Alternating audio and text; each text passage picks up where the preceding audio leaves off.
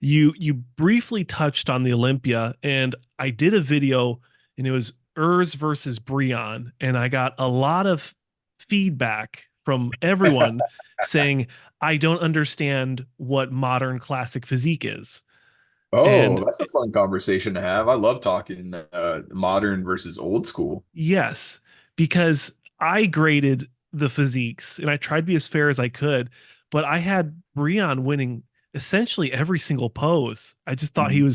he was more bubbly, he was more full, he was more symmetrical, but people kept telling me you're judging Breon off of bodybuilding, not off of Chris Bumstead. I see what they're saying. Yeah. There, but here's the thing. Chris Bumstead, while he might be classic physique five-time champion, he is not like while he is in theory what people look to, he is not the criterion. There's no set criterion Mm. classic. There is no like if you try to look it up, go to the Well, I we all know that the rules don't actually matter. well what I'm saying is there's no judging criteria for the classic physique division. So how do you know what to look for? The judges can base it off of whatever the hell they want. They could base it off the Right. guy with calves if they really felt like it. Sure. But I will make a point in your favor. The thing is, classic is bodybuilding, guys. Yeah. It's classic is literally just bodybuilding with different trunks. I don't know what this whole like you pose like an open guy or whatever. It's like classic is just open with different trunks and different poses. That's all it Yeah. is. It's literally harkening back to the 70s, the 80s, the early 90s, where people had, in theory, and the reason why classic came about was because without the bubble gut era, I don't think we had a classic division. It was because Mm. we had a good, bad, and an ugly moment in bodybuilding, which was like the Yeah. bubble guts and the HGH The fills and the rollies and yeah. Yeah, there was a bad couple years. where like people saw that and they're like, oh man, they got the nostalgia bug. They got bit by that, and that's what brought classic about because they're like, man, I wish things were pretty like they used to be. But anyways, the difference that I think we see with Breon and hers is kind of comparable to what old school classic physique is versus new school classic physique is. Mm. It's apples and oranges because what old school classic physique is, if you think of Arnold, Yeah. what Arnold brought was these are typical characteristics of an old classic physique. I could talk about this all day. Like I've thought about making videos about this just to give people an idea that new school and old school are two different things in classic. Mm. Old school is think Arnold, think, Franco Columbo, think Frank Zane even. Yeah. You have the typical characteristics are big arms. Every guy had big arms. You never saw a guy with chicken arms. The only guy that I could ever think of that didn't have like crazy huge arms was Frank Zane, but he was Yeah. just crazy proportionate. They had smaller legs though. That's the biggest distinction between old school and new school is the size of the arms and the size of the legs. You'll notice that they had bigger arms back then Yeah. relative to the rest of the physique, and they also had smaller legs than, you know, that might match up with the bigger arms. Whereas today, the if you're looking for the overlap, it's the balance and proportion. So you're going to see like guys like Francis Benfato, one of the best classic physiques of all time, in my opinion. I love this guy's physique, but look how huge his arms are. Yeah, you're right. Huge Holy arms, cow. but those legs are what you see on a national competitor in classic physique, Yeah, you're right. a national amateur. Like I'm not trying to like stir the pot here and say he didn't have great legs, but that was the look back then. Whereas now, if you were to look at Urz's physique, it favors the legs. They're more bottom heavy. So it's to me, it's apples and oranges. And people can favor what they want, but it's just you have to know that there's really no set criteria in classic. Like what classic is still kind of up to be, defined. But look how big his legs are. Those legs are what would have been like a Mr. Olympia level in bodybuilding, Yeah, in like, it's whereas crazy. like if you look at his arms are his weak point. He has Yeah, smaller arms. very small arms. Look at that. Huh. That's a great breakdown. I've never thought of it like that. And I think what it ultimately comes down to is if you're going with Urs versus Brion, I think it just shows what you favor in a physique more. I Yeah, think with Brion, it's a little bit more of like you favor the mature muscle, but you also favor balance a little bit more. Because yeah. I think Brion is more proportionate than Urs is. He doesn't have any body parts. You can't look at Brion and tell me he is a weak body part. He just doesn't. Hmm. And Urs does. Urs might have a prettier physique to look at, but is prettier more complete? I don't No, think so. I personally don't think so. I'll be honest with you, man. I think Brion, he should be getting more credit than he gets. that's I've what I'm always trying to been, say is like, I just don't understand how he's fourth. yeah, I don't either, but I think, I mean, this is what I've said in my previews before. I think the judges are just done with him. I think that's Yeah, all it is. yeah. As much They're as I trying to hate to force say him to that. 212, but I talked with him in person. He's like, why would why would I leave if I get one more chance to increase the weight cap and I'm, one of the best in the world. So, why leave? So Yeah, it's like, I just don't see how that loses to Urs either, personally. But yeah. that's at the same time, I get it.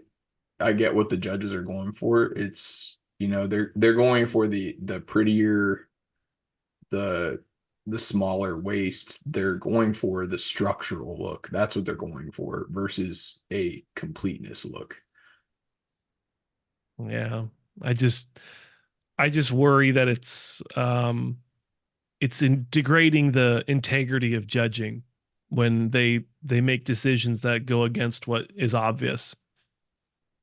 Yeah, and that's the thing. I don't know if it is obvious. That's what's so tough about classic and just being in the subjective sport of bodybuilding. It's Yeah, you're right. Yeah. I admittedly, I mean, I have my biases. I'll say that. I try to look at everything from an unbiased perspective, but we're Yeah. humans.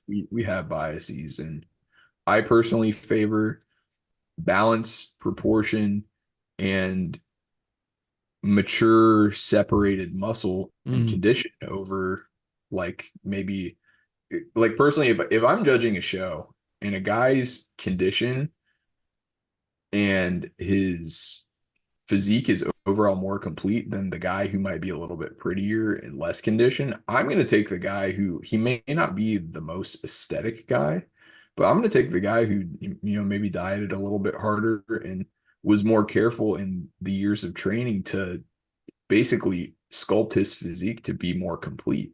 mm. That's what I'm going to pick.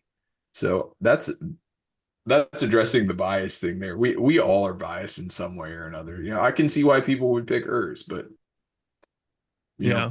from my perspective and being immersed in bodybuilding from a fan's perspective for years, and then also competing in it and looking at judging criteria, if I were judging the show, I would have had Brion over Urs. And that's Mm, nothing personal. It's just going from a physique standpoint. That's all. right. Do you think there's any chance the judges will let Breon win at the Arnold? I don't think so. Yeah. Especially not because Ramon Dino is going to be there. Oh, Nobody, I forgot about nobody, him. nobody, not a Yeah. chance. Because this is the way I see classic right now. You have Chris Bumstead right here. Chris Bumstead is like up here.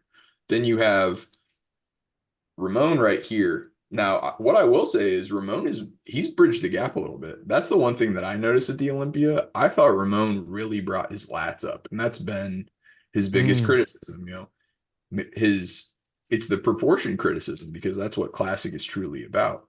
His lats weren't quite big enough to match his arms. His arms may have outsized them a bit. However, I do think the big arms is reminiscent of what classic truly is. Big arms is inherently classic. Yeah. Um, Unless if that's like the only thing you have. If you just have big arms, it looks goofy. But like Ramon has one of the most complete physiques in the entire world. And I think it's him. So Chris Bumstead, then Ramon. I think the gap between Urs and Ramon is bigger than the one between Chris and Ramon. Really? Personally, I think so. Yeah, I definitely think there's a big gap between Chris and Ramon. I didn't think it was close at the Olympia from what I saw. I don't think it's been close between Urs and Ramon since you know No. because Urs has only beaten Ramon once, Yeah. and that was at the very first Olympia they appeared at, where Ramon took fifth and Urs took fourth back in 2021. I was there for that Olympia back when they were first coming on the scene, and Ramon Yeah. has tremendous improvement since then. Urs has improved, but Ramon looks like a totally different bodybuilder from Mm. 21. He's put on so much size. His muscles become a lot more mature. He's also really improved his condition. Like his condition is some of the best in the world. I mean, he's up there. He's not quite Michael DeBull level condition, but he's very close. Yeah. So what Plus, does he's Ramon got need to do to beat Chris? just well, Is that even a to beat Chris. conversation, or is it just you need to just wait till Chris is done? I don't. I love Ramon, and if Brazilian fans are watching this, Oh, they're watching. I'm a huge fan of Ramon, but he's never going to beat Chris Bumstead, guys. He's Yeah. just never going to do it. I As don't think long so as either. long as Chris is still working with Hani Rambod and on the classic physique stage, he's not getting beat. Nobody's No. beat. He's just so dominant in the detail in his legs, the width of the lats. I mean, it's uh just a man crush moment. The guy is just so impressive. Yeah, he has crazy star power. He doesn't have any weaknesses. Like the Yep. one thing that I would say is like the one vulnerability that he has is it's not even like a weakness, like his arms, but like his physique is so superior in terms of a development standpoint from not only muscularity, condition, separation, but it's just like his muscle is so much more mature than a lot Hmm. of these other guys. The only guys that I think can stand with him from a muscle maturity perspective are Terrence and Breon. That's it. Yeah. Nobody else can touch him. And the thing is, because Chris has come along and really just shown people this like aura, this energy, this different thing that is just so tangible and so it just like transcends almost like judging from a perspective of like this is what we want. That like it was like the moment he came along, it was like judging was like, oh yeah, we have an idea of what we want for this division, but they saw him, they're like, that's the guy. Yeah, like that's what we want as He the has the face. it factor. He just has the it factor. That's what it is. It's perfect. And like I've been a sports fan for so long. Like I've followed so many different sports, played sports, and I used to read record books like for fun as a kid. And like the thing is when you study sports, there's so many dominant figures out there, but I truly cannot think of a sport, maybe with the exception of like swimming and like Michael Phelps, Yeah. where somebody has just been so far above everybody else. Like the only exception to the dominant reign of Chris that I would say is that first year he won. That was the only time where it was ever debatable. Yep. Ever since then, it's just been lights out, like not even close whatsoever. Mm.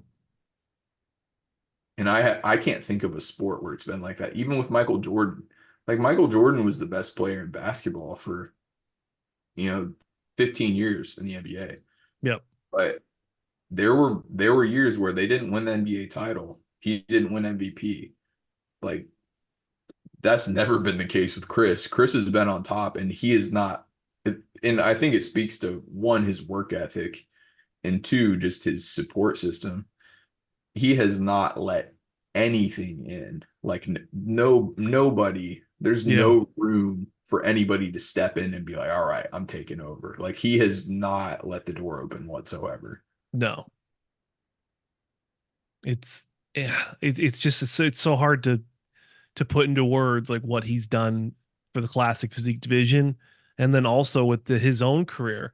When you said like he hasn't left the door open, I thought of like his preparation for the Olympia.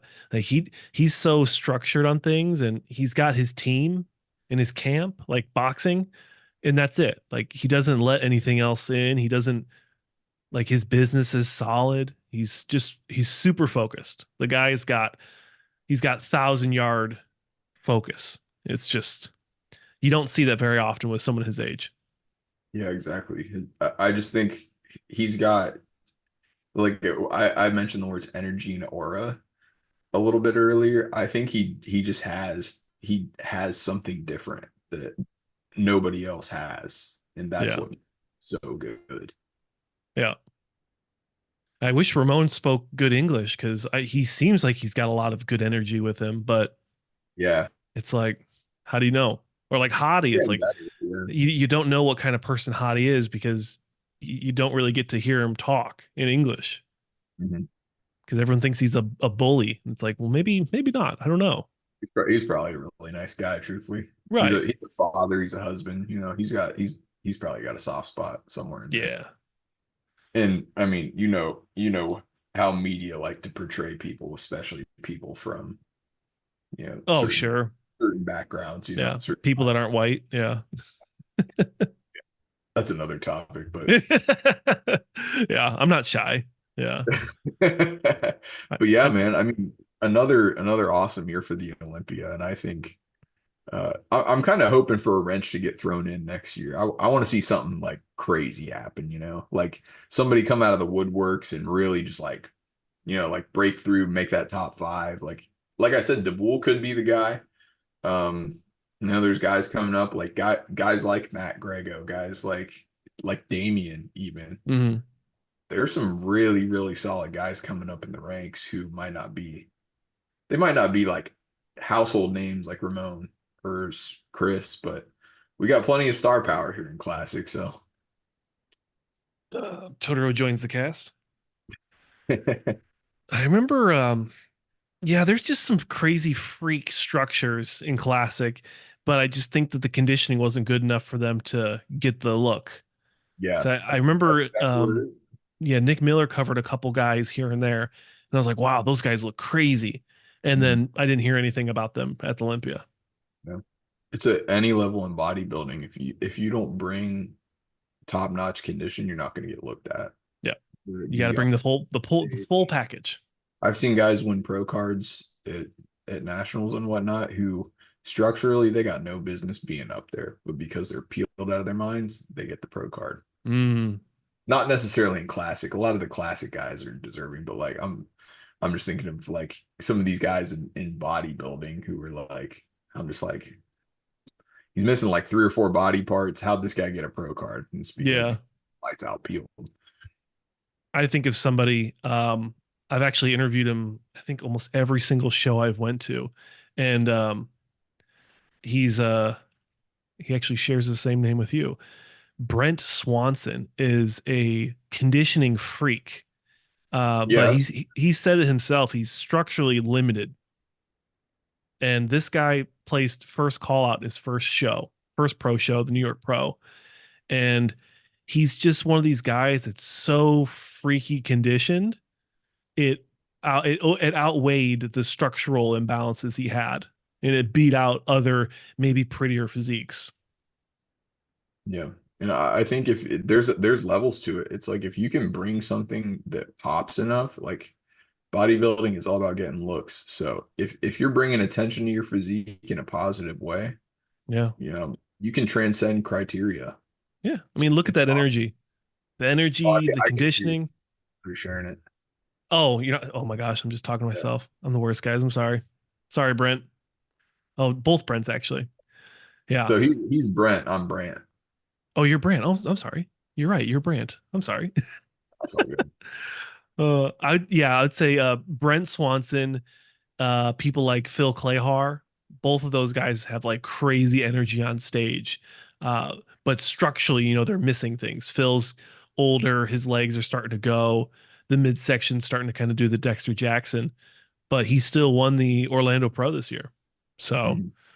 and then someone like Brent Swanson is just crazy conditioned, lots of energy, just all around enjoyable to talk to.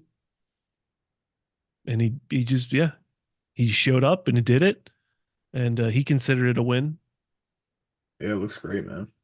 Yeah, but yeah, Qual- just kind of talking on that freak factor, and it's like how you can beat out some structural imbalances or people that you wouldn't think would get a pro card, but because they had amazing conditioning, and then even in Brent's situation, the entertainment factor as well, Yeah, kind absolutely, of put man. him up. Yeah. What else? We got 7 more minutes. What do you think? Should we do a quick Arnold Classic rundown? Yeah, yeah. Let's run through the Arnold. Why not? That Arnold lineup. Because it's basically, I mean, the UK and the Ohio one, they're virtually the same thing, except a couple of guys are Yep. swapped out. You think the Brazil's going to be pretty similar too? Nah. The No. Brazil one never lives up to the hype. I love Brazil bodybuilding, but it's like they need to do a better job of if they're hosting shows, getting in people from other countries. Because a Yeah. lot of the lineups it's just Brazilian guys. And they've got talent, but if you want to create the hype, you got to have guys from all over the You world. need to bring the names. You need to have the prize money. You need to bring Gilco out there for the photography. Like you need to make it a show people want to go to. Yeah, exactly. Make sure Yeah, the venue's nice so they can have yeah, a vacation afterwards. I mean, yep, it's the full thing. yeah. This is the Arnold UK lineup. Oh, So, you're right. Where's Ohio? so this is. Are you on the? There it is. Yeah, and then Here we go. yeah. So what's really cool is not all of these guys are going to be in it, but these are all guys who have competed in the Olympia at some point. Yeah.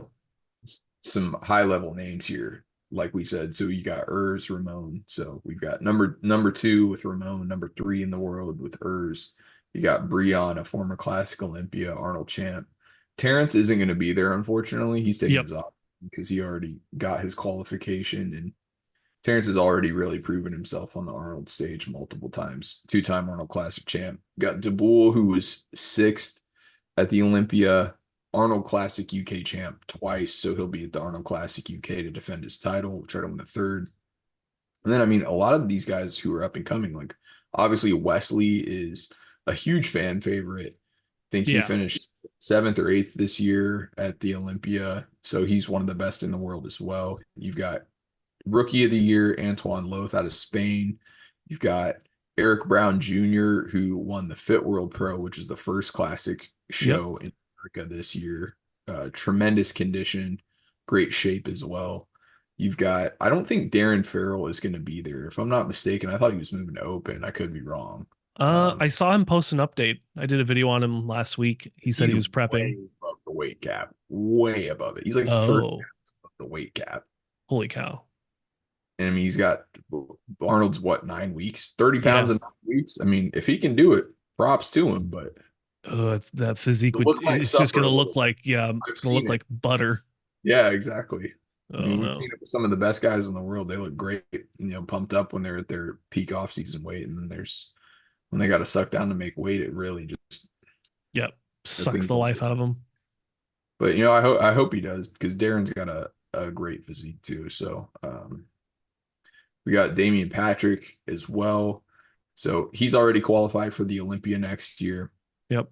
He won two shows, one of the best structures in classic. So I'll be very intrigued to see him stand next to some of these bigger names. So you got Emmanuel Rigotti out of Italy. He was at the Olympia in 2022, missed out this past year, just kind of wasn't really up to snuff in terms of his showings this past year. He had an injury that kind of messed him up too as well. So um he's a guy with a lot of promise though out of Italy. And then Courage Opara, he's one of the winningest guys in the division. I think he's got 6 or 7 pro wins to his name, which is like Yeah. other than Terrence, I think the most. in terms of active classic physique guys right now. So Courage is great. He's got that bubbly, like full round look, and he's got a new coach. So he's working with Andrew Vu, Okay. who really the issue was Courage wasn't conditioned enough in a lot of these shows. And now that he's working with Andrew, their last showing together, I mean, he was lights out condition wise. So I think we're going to probably see Courage's best at this Arnold. So, and he's Okay. a very good poser too. Without Terrence in this show, I would probably put Courage as the best poser in this show. Even Wow. I think he's a better poser than Breon. Um, and that's, I mean, Breon that's does a good job. Breon's a good poser, but Courage knows his strengths and he's concise. He's like, I think the way that I would describe posing is it's like you can do the Terrence, the complex routines and whatnot, the hand waving and all that, Yep. good stuff. But you have to be super, super precise when you do that. Now, what Courage does is he does the poses that make him look the best and he gets to the point. He like smooth transitions, but it's like not a lot of, this and Fluff. that, it's just, it's like he's straight to the point. He's a knife through butter. So I think that's going to probably separate him. I think he's top 5 in this lineup. So Yeah. I think we'll see him. He very well could beat Wesley. I think he's that good. So Wow. So what does your top six look like? top 6. So I got Ramon winning. Ramon's gonna be 1. I'm gonna go. I'm a as much as I would love to have Breon second, Yeah. just because I generally I prefer Breon's look. I'm gonna go Urs in second because I think that's the way the judges will go. Breon in third, DeBoule in fourth, Courage in fifth, and then probably I think it'll be Wesley or probably I think Damien could slide in there into the 6th spot. Okay. I think Damien's good enough to knock out some of these guys. Damien's really good. And I even Antoine, man. Antoine's really solid. Really solid. So those are my way too early Arnold predictions. Those might Yeah. slip. They might move around. Yeah. Okay. Well, Brant, uh, awesome having you back on the channel, man. Arnold Classic recap, 2023 recap, as well as the 2023 Olympia recap. We covered a lot today. How can the fans support you? Where can we find you?